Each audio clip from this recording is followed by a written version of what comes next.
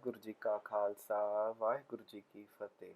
ਅੱਜ ਦੇ ਸਾਖੀ ਦੇ ਵਿੱਚ ਆਪਾਂ ਦਰਸ਼ਨ ਕਰਾਂਗੇ ਕਿ ਗੁਰੂ ਸਾਹਿਬ ਦੀ ਖੁਸ਼ੀ ਕਿਵੇਂ ਲਈ ਜਾ ਸਕਦੀ ਹੈ। ਪੰਜਵੇਂ ਪਾਤਸ਼ਾਹ ਸ਼ਹੀਦਾਂ ਦੇ ਸਰਤਾਜ ਸ੍ਰੀ ਗੁਰੂ ਅਰਜਨ ਦੇਵ ਜੀ ਮਹਾਰਾਜ ਜੀ ਦੇ ਜੀਵਨ ਕਾਲ ਦੇ ਵਿੱਚ ਸਖੀ ਸਰਵਰਾਂ ਦਾ ਪ੍ਰਭਾਵ ਪੂਰੇ ਪੰਜਾਬ ਦੇ ਵਿੱਚ ਬਹੁਤ ਜ਼ਿਆਦਾ ਫੈਲ ਰਿਹਾ ਸੀ। ਮਾਲਵੇ ਦੇ ਇਲਾਕੇ ਦੇ ਮੁਖੀ ਭਾਈ ਬਹਿਲੋ ਜੀ ਸਖੀ ਸਰਵਰਾਂ ਦੇ ਪ੍ਰਚਾਰ ਪ੍ਰਸਾਰ ਦੇ ਵਿੱਚ ਲੱਗੇ ਰਹਿੰਦੇ ਸੀ ਅਤੇ ਹਜ਼ਾਰਾਂ ਹੀ ਸੰਗਤਾਂ ਨੂੰ ਆਪਣੇ ਨਾਲ ਜੋੜਦੇ ਸੀ। ਪਰ ਉੱਥੇ ਹੀ ਗੁਰੂ ਅਰਜਨ ਦੇਵ ਜੀ ਮਹਾਰਾਜ ਜੀ ਦਾ ਜਸ ਵੀ ਉਹਨਾਂ ਦੇ ਕੰਨਾਂ ਤੱਕ ਪਹੁੰਚ ਗਿਆ ਸੀ, ਜਿਸ ਕਰਕੇ ਉਹਨਾਂ ਦੇ ਮਨ ਵਿੱਚ ਵੀ ਲੋਚਾ ਸੀ ਕਿ ਕਦੀ ਨਾ ਕਦੀ ਆਪਾਂ ਗੁਰੂ ਅਰਜਨ ਦੇਵ ਜੀ ਮਹਾਰਾਜ ਜੀ ਦੇ ਦਰਸ਼ਨ ਕਰੀਏ। ਇੱਕ ਵਾਰੀ ਸੁਲਤਾਨ ਦੇ ਦਰਸ਼ਨ ਕਰਨ ਜਾਂਦੇ ਹੋਏ ਉਹਨਾਂ ਦੇ ਮਨ 'ਚ ਵਿਚਾਰ ਆਇਆ, ਜੇ ਸੁਲਤਾਨ ਦੇ ਦਰਸ਼ਨ ਨਾ ਹੋਏ ਤੇ ਅਸੀਂ ਜਾ ਕੇ ਗੁਰੂ ਅਰਜਨ ਦੇਵ ਜੀ ਦੇ ਦਰਸ਼ਨ ਜ਼ਰੂਰ ਕਰਾਂਗੇ। ਤੇ ਇਸ ਤਰ੍ਹਾਂ ਹੀ ਹੋਇਆ। ਇੱਕ ਦਿਨ ਉਹ ਸ਼੍ਰੀ ਅੰਮ੍ਰਿਤਸਰ ਸਾਹਿਬ ਪਹੁੰਚ ਗਏ ਅਤੇ ਗੁਰੂ ਅਰਜਨ ਦੇਵ ਜੀ ਮਹਾਰਾਜ ਜੀ ਦੇ ਪਾਵਨ ਦਰਬਾਰ ਦੇ ਵਿੱਚ ਪਹੁੰਚੇ।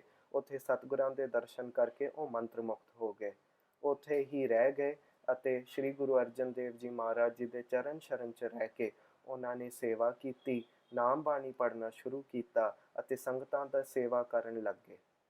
ਗਰੀਬ ਨਵਾਜ ਨੇ ਕਿਰਪਾ ਕੀਤੀ ਕਿ ਉਸੇ ਹੀ ਸਮੇਂ ਸ਼੍ਰੀ ਹਰਿਮੰਦਰ ਸਾਹਿਬ ਦੀ ਕਾਰ ਸੇਵਾ ਚੱਲ ਰਹੀ ਸੀ ਅਤੇ ਭਾਈ ਬਹਿਲੋ ਵੀ ਆਪਣੀ ਸੇਵਾ ਕਰ ਰਹੇ ਸਨ।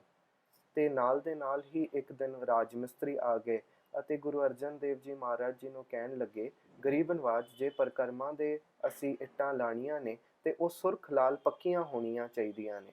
ਤੇ ਗੁਰੂ ਸਾਹਿਬ ਨੇ ਕਿਹਾ ਕਿ ਭਾਈ ਇਹ ਕਿਵੇਂ ਬਣ ਸਕਦੀਆਂ ਨੇ। ਤੇ ਕਵੀ ਸੰਤੋਖ ਸਿੰਘ ਜੀ ਨੇ ਆਪਣੀ ਲਿਖਤ ਸ਼੍ਰੀ ਗੁਰਪ੍ਰਤਾਪ ਸੂਰਜ ਪ੍ਰਕਾਸ਼ ਗ੍ਰੰਥ ਵਿੱਚ ਲਿਖਿਆ, ਬਿਸ਼ਟਾ ਜੇਕਰ ਇਨ ਮਹਿ ਪਾਏ ਤੋ ਆਛੀ ਪਾਕੇ ਹੋਏ ਲਾਲ, ਕਸੇ ਨਾ ਫੂਟੇ ਸੋ ਤਤਕਾਲ। ਤੋਂ ਮਿਸਤਰੀਆਂ ਨੇ ਜਦੋਂ ਇਹ ਬਚਨ ਕਹੇ ਤਾਂ ਗਰੀਬ ਨਵਾਜ ਨੇ ਵੀ ਸੰਗਤਾਂ ਨੂੰ ਕਿਹਾ ਕਿ ਜੇ ਅਸੀਂ ਬਿਸ਼ਟਾ ਜਿਹੜੀ ਹੈ ਆਮ ਲੋਕਾਂ ਦੀ ਜਿਹੜੀ ਹਿਊਮਨ ਐਕਸਕ੍ਰੀਸ਼ਨ ਹੈ ਉਹਨੂੰ ਇਕੱਠੀ ਕਰਕੇ ਆਵੇ ਦੇ ਵਿੱਚ ਪਾਵਾਂਗੇ ਤੇ ਫਿਰ ਸੁਰਖ ਲਾਲ ਇੱਟਾਂ ਪੱਕੀਆਂ ਹੋਣਗੀਆਂ। ਸਾਰੀਆਂ ਸੰਗਤਾਂ ਨੇ ਤਾਂ ਸਰਵਨ ਕਰ ਲਿਆ ਇਸ ਬਚਨ ਨੂੰ, ਪਰ ਅਮਲ ਤਾਂ ਇੱਕੋ ਹੀ ਇੱਕ ਭਾਈ ਬਹਿਲੋ ਜੀ ਨੇ ਕੀਤਾ ਸੀ। ਤੇ ਭਾਈ ਬਹਿਲੋ ਜੀ ਨੇ ਬਚਨ ਸੁਣਦੇ ਹੀ ਸਾਰ ਟੋਕਰੀ ਆਪਣੇ ਸਿਰ ਤੇ ਲਗਾਈ ਅਤੇ ਅੰਮ੍ਰਿਤਸਰ ਸ਼ਹਿਰ 'ਚ ਥਾਂ ਥਾਂ ਜਾ ਕੇ ਆਪਣੇ ਹੱਥਾਂ ਦੇ ਨਾਲ ਹੀ ਜਿਹੜਾ ਹੈ ਇਹ ਸਾਰਾ ਵਿਸ਼ਟਾ ਇਕੱਠਾ ਕਰਕੇ ਆਵਿਆਂ ਦੇ ਵਿੱਚ ਲਗਾਉਣ ਲੱਗੇ।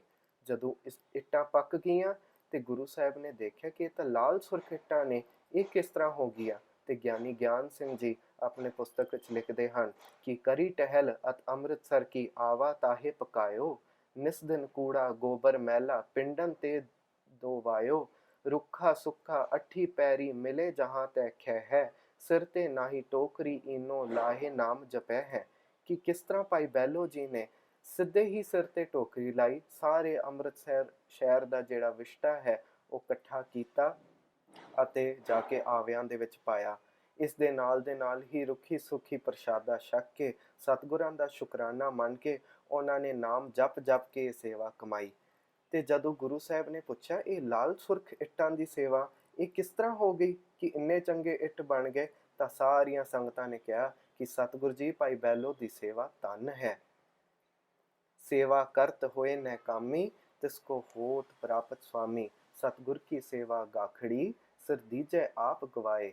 ਗਰੀਬ ਨਵਾਜ ਨੇ ਬੜੀ ਖੁਸ਼ੀ ਪ੍ਰਗਟ ਕੀਤੀ ਅਤੇ ਭਾਈ ਬਹਿਲੋ ਜੀ ਨੂੰ ਬੇਅੰਤ ਸ਼ੁਭ ਅਸੀਸਾਂ ਬੇਅੰਤ ਕਿਰਪਾ ਕੀਤੀ। ਅਤੇ ਗੁਰੂ ਸਾਹਿਬ ਜੀ ਦੇ ਜਿਹੜੀ ਅਸੀਸਾਂ ਨੇ ਕਵੀ ਇਸ ਤਰ੍ਹਾਂ ਉਚਾਰਨ ਕਰਦੇ ਨੇ ਕਿ ਕਬ ਹੋ ਤੁਮਰੇ ਬਚਨ ਨਾ ਟਲੈ, ਭਾਈ ਬਹਿਲੋ ਤੂੰ ਸਭ ਤੋਂ ਪਹਿਲੋ, ਭਾਈ ਬਹਿਲੋ ਤੇਰੀ ਕਾਲ ਥਾਈ ਪਈ ਹੈ, ਭਾਈ ਬਹਿਲੋ ਤੂੰ ਬੜੀ ਗਾਖੜੀ ਕਾਰ ਕਮਾਈ ਹੈ, ਭਾਈ ਬਹਿਲੋ ਤੂੰ ਮੇਰੇ ਮਨ ਨੂੰ ਮੋਹ ਲਿਆ ਹੈ, ਭਾਈ ਬਹਿਲੋ ਤੂੰ ਮੇਰਾ ਹੋਇਆ ਮੈਂ ਤੇਰਾ ਹਾਂ।